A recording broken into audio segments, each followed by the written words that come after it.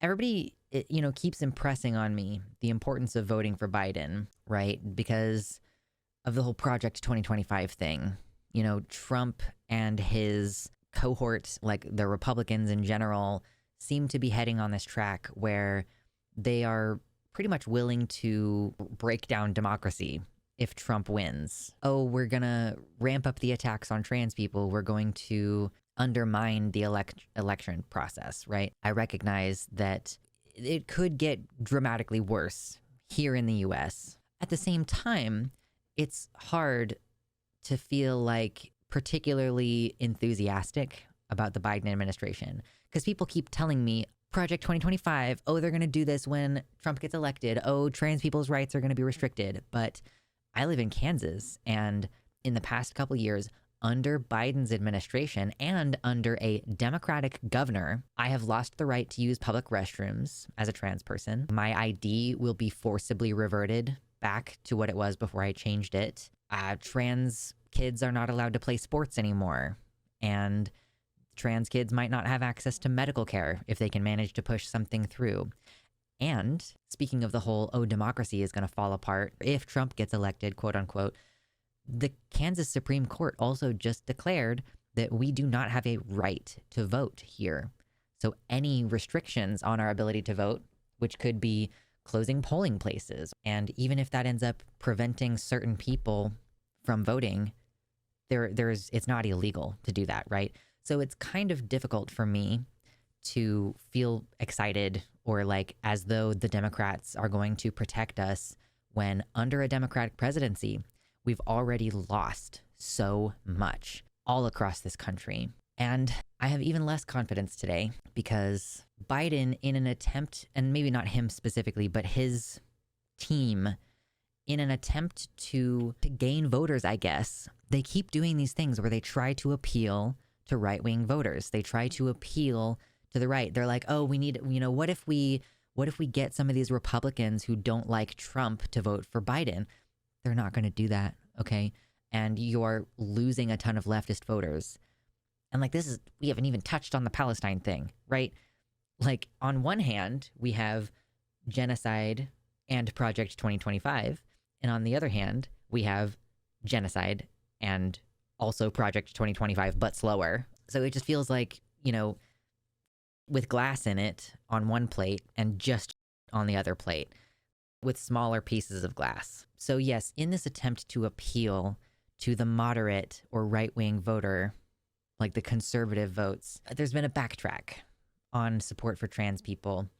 So let's look at this article. Biden backtracks on transgender surgeries for minors days after unsealed documents revealed that Rachel Levine lobbied against minimum age requirements. The Biden administration now claims to oppose trans surgeries for minors only days after documents uncovered in an ongoing Alabama lawsuit exposed one cabinet member for lobbying a transgender health group to remove minimum age requirements for surgeries. So typically, surgery is only done on minors in extreme situations where they're very suicidal or they, have been shown to have this persistent, consistent identity for many, many years. And like usually there's some other health thing going on at the same time.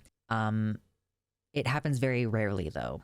And it also only happens with parental consent. If you have a kid who, you lived in a red state when they first started puberty, where they were not allowed to access puberty blockers. So they ended up developing, like, let's say it's a trans boy who started to develop breasts because he could not access this care. And then he gets to age 16, 17, and he's like suicidal and he really needs this procedure done. It's only in those situations where the parents consent, the doctors understand that it's going to be beneficial to the patient, that they'll do this. And it's typically, like the youngest I hear this happening is maybe 16, maybe 15 in an extreme situation. So there's kind of a parental rights issue there of like, what, parents should have the right to choose for their children. Knee surgeries have a much higher regret rate, but parents can consent on behalf of their children to get a knee surgery after a football accident. And that seems to not be an issue. Oh, and also parents can have surgeries done on their intersex babies without the kids' consent. I know of one intersex person who not only did their parents okay a clitorectomy because apparently their clitoris was too big when they were born, quote unquote, but also when the child was age 11, the parents had a vaginoplasty done on this child because they wanted her, quote unquote, to be normal and be, you want to be able to have sex with a man someday. Like there are so many really messed up assumptions that go into that. And they told the kid that it was a bladder surgery, but it was a vaginoplasty. Anyway, so yeah, that's kind of like just one of the really messed up things about this is that there's all this opposition to gender affirming surgery for minors and adults really, but like focusing on the situation with minors, but none of like every single one of these laws has exceptions for forcibly correcting intersex children, forcibly normalizing intersex children. But yeah, so Biden administration officials told the outlet New York Times that they oppose gender affirming surgery for minors. They have expressed opposition only to surgeries for minors, not other treatments. So they still support children's right and teenagers' right to puberty blockers and cross-sex hormones, basically, which is great, but what do you have to just wait until you're 18 if you didn't get on the blockers soon enough? Or like if you're suicidal, they're just going to let you suffer. And yeah, this is really interesting. The unsealed documents in a lawsuit against Alabama's trans surgery ban for minors revealed that the Biden administration lobbied against including minimum age requirements in the WPATH standard for care of surgeries. Like you can't know what the reason is for someone seeking these surgeries under this certain age. It's like, and again, it's typically only in cases where it's medically necessary to do it now and not make the kid wait. So now you're basically supporting the idea of criminalizing parents and doctors potentially who are attempting to provide life-saving care. Because for some people, this is very serious. It seriously impacts like a child's ability to if you're trying to fit in sports, not having access to this surgery can mean you are alienated from peers, and it can mean that you don't have the confidence. Some people are so upset about their body that they find it difficult to maintain their hygiene and shower, which has ramifications for their social life. It, has ramifications for a number of situations. And yeah, this is a wedge issue to try to appease conservatives. Hashtag get geezers out of government, right? Hi, I'm Alexander, and this is Mitternacht. You should hit the like button and subscribe and check out the Patreon. And ooh, look at this hoodie I'm wearing. It's merch. Check it out. Links in the description. Thank you. And yeah, if you didn't know, Rachel Levine, Admiral Rachel Levine, she is the transgender member of Biden's cabinet. She serves as the Assistant Secretary for Health for the U.S. Department of Health and Human Services. Who is this? Okay, this is from WPATH. They said the issue of ages and treatment has been quite controversial, mainly for surgery, and it has now come up again. We sent the document to Admiral Levine. She likes the SOC 8 very much, but she was concerned that having ages mainly for surgery will affect access to the healthcare for trans youth and maybe adults too. I mean, that's the thing as well, that you put an age on it, and then that's acceding to the idea that it's flexible. Like, oh my God, this always reminds me about the abortion issue. If you let them put a number on it, if you let them say, okay, well, any reasonable person would say that you're not allowed to get an abortion after 30 weeks. Obviously, any reasonable person, at that point, you're basically just killing a baby. If you allow that, then you've agreed that there should be a limit. And then that allows the Republicans to keep pulling it back and back and back and back and back until they put a 4-week ban or a 6-week ban, and nobody knows that they're pregnant at that point. Most people do not know they're pregnant until after they've missed a period. So, you're giving them, you're saying that restrictions are acceptable and reasonable. And then it becomes a negotiation about where the line is. And they will continue to pull that line up. And we've seen it over the last 2 years that I've been discussing this on the channel, where they'll say, oh, well, of course anybody under the age of 18 can't get this procedure done or can't get this health care. Of course. any reasonable person would say that children can't make these decisions. But then they change it to 21. Then they change it to 25.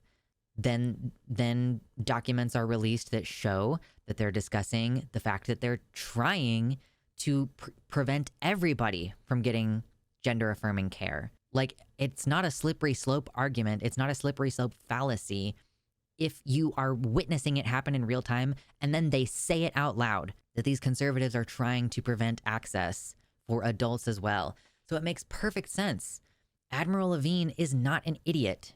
She knows that if you say, okay, yes, we agree that there should be an age limit on any of this, taking away the decision from parents and doctors to make the appropriate health decision for these people, for these youth typically. Apparently the situation in the USA is terrible, and she and the Biden administration are worried that having ages in the document will make matters worse. She's asked us to remove them. We have the WPATH Executive Committee in this meeting, and we explained to her that we could not just remove them. WPATH guidance originally recommended age minimums of 14 for hormone treatment, 15 for mastectomies, 16 for breast augmentation, and 17 for genital surgeries. However, later guidance from the group included no age minimums. Yeah, I mean, it makes sense that this is approximately when people would start this care. Like, yeah, around, I mean, maybe age 13 might be more appropriate for hormone treatment because, like, I started puberty when I was 13.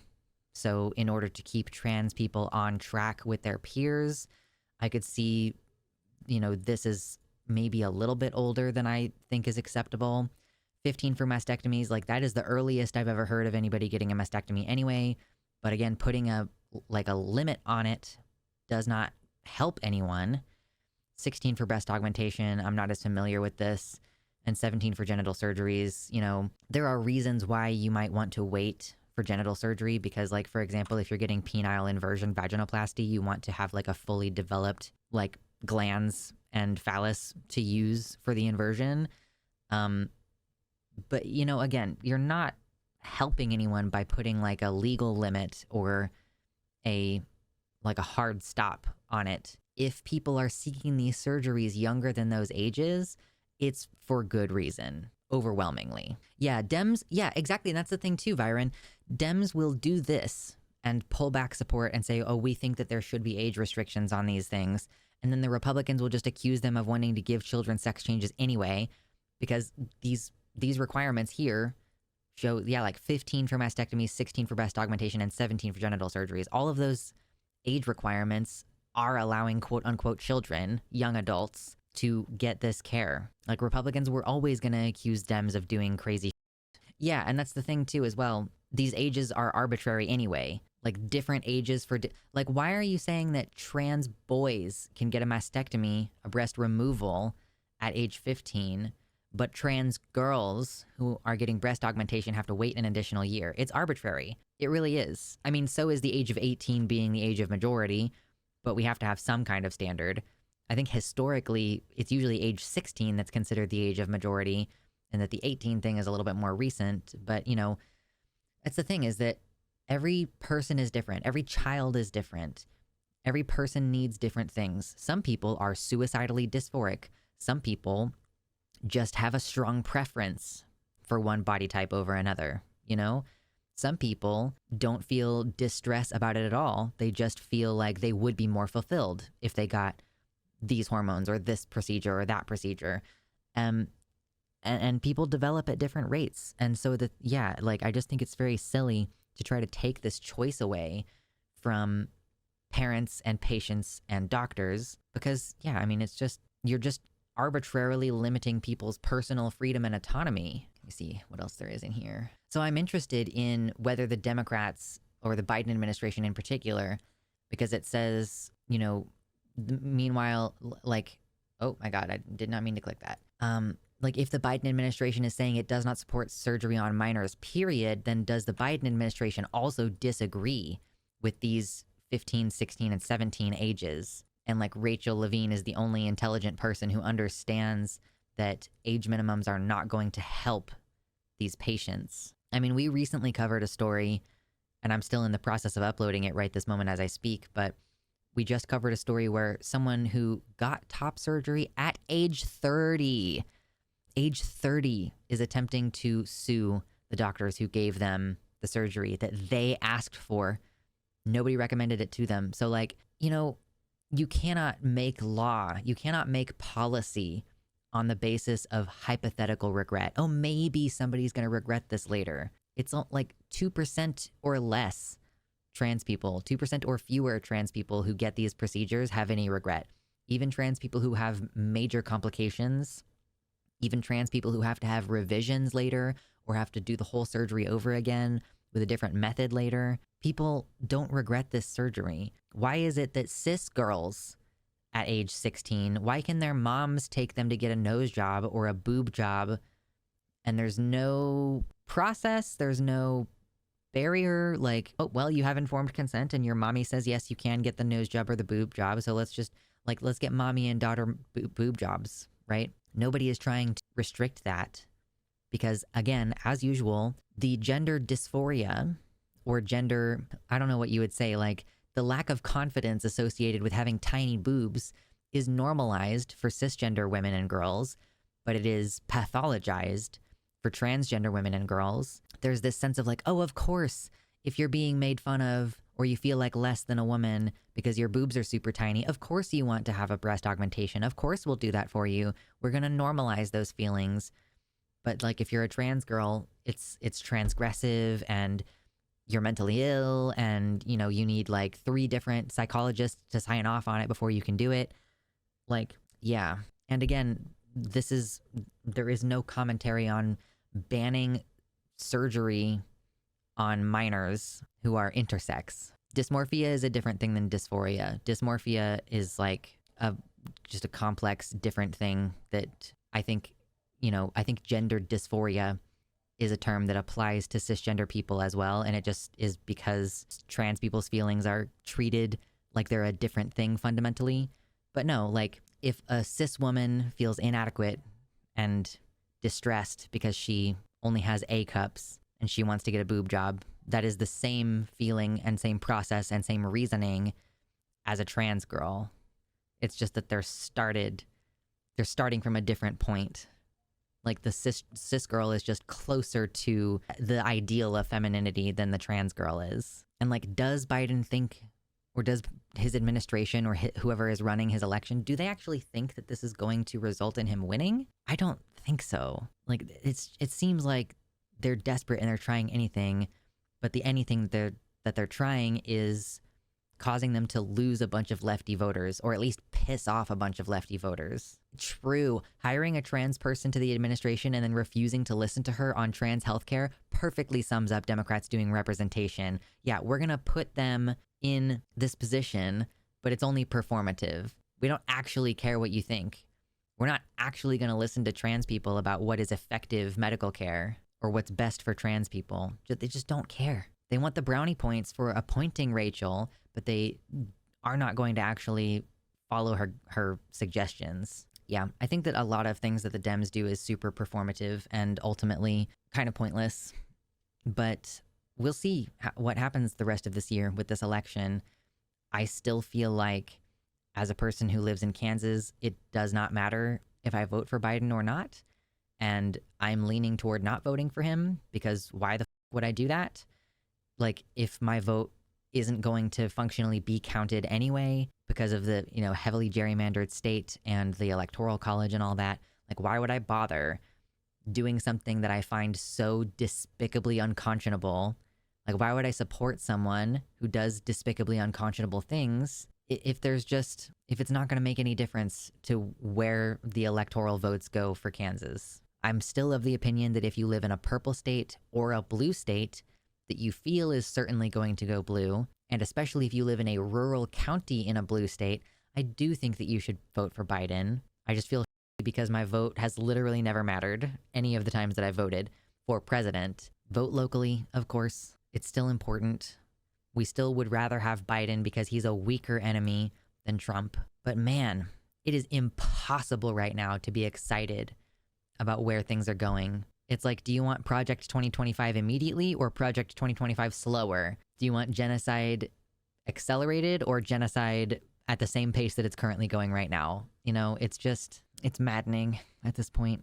And I don't blame anybody who is increasingly checked out from the situation. Last month was Pride, now it's time for Wrath. Thank you so much to my patrons, including Tiago Nascimento, Mersh Rolvog, Jack, Amanda B., Michelle Winter, Wellington Marcus, Danielle McDonald, DZXN, Spooky Heather Sylvia, Pasnell Infinity, Suzanne Maynard, Sojo, Jamie Jam, Dizzy Quiche, Jericho, Kevin Young, Liam Hodgson, Athiet, Elavie Nobody, Mr. Atheist, Elizabeth Bartell, Celeste, Nova, and Michelle Frattaroli.